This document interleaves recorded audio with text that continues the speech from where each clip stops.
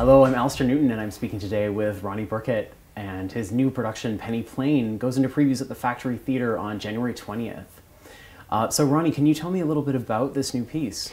It's a dark, funny, end-of-the-world romance. It's about the last 3 days of civilization, but it's set in a rooming house run by a blind woman named Penny Plain.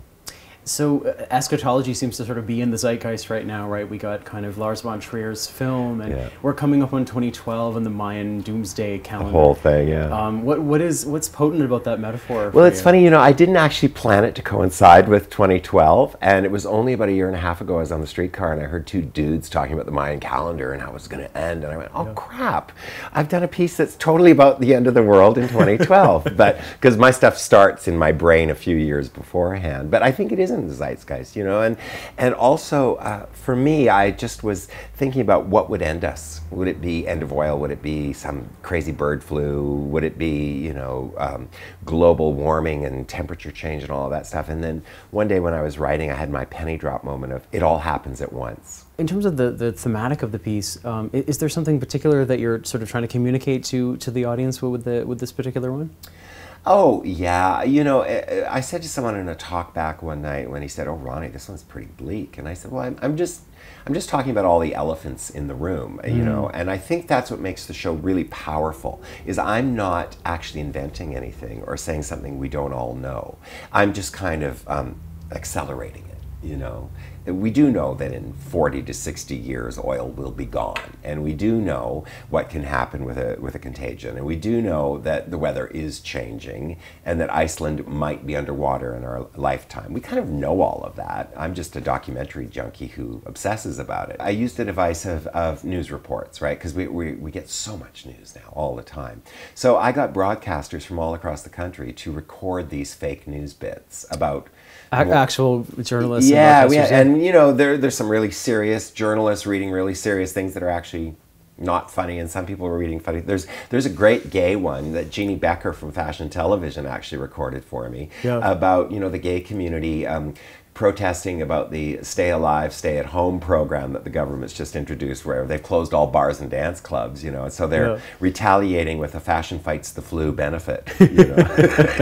And to hear Jeannie's voice just puts it into that right kind of fashion television moment in the show. And it gets a great, I can always tell where the gay people are in the audience that night, you know, because they really get that. They recognize Jeannie. They recognize her, and they get the Fashion Fights the Flu thing, you know, oh good, there's going to be a benefit, you know, for the end of the world. What will I wear? So, not to gush too much, but part of my come on. Yeah, why don't we just do that?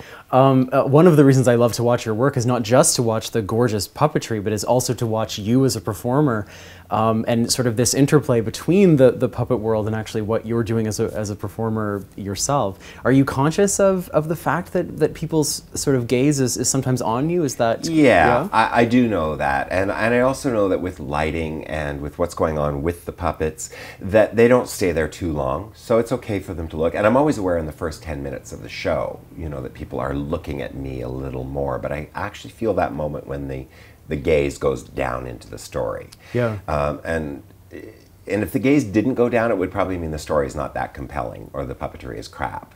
In 2009, you were awarded the Semenovich Prize, which is sort of the richest prize in Canadian theatre. Who did you select as your protege? Clea Miniker.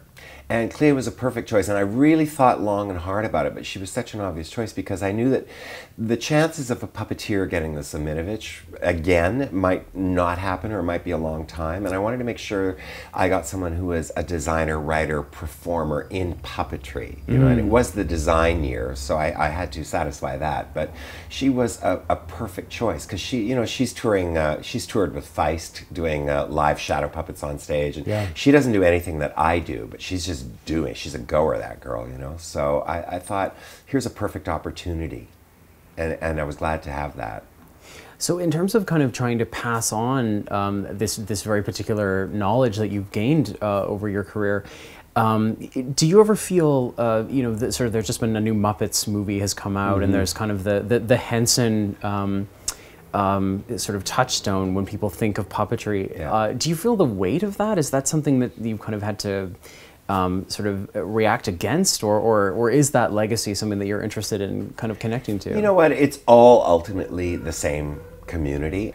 You know, it's funny though, every time something hits big, you see all the cloning starting. And right when my little dark funny marionette show will be playing Toronto, in comes the big horse show, you know. Of course, a war horse that you know, I've been making the joke for about 1.5 years because I've known before anybody else that it was coming because I know the puppeteers. Here it comes. The press is going to discover puppetry again, just like they did when Lion King rolled into town. Because of course people love big, right? And they love commercial hits. So I'm thinking, okay, penny plane, war horse, okay, so I'll be trampled by the hooves of the giant horse. But happily in Toronto, there are enough people who come to see Theatre of Marionettes that hopefully they'll come back and see this one. All right, thank you so much for speaking with me today, Ronnie. Thanks, Alistair.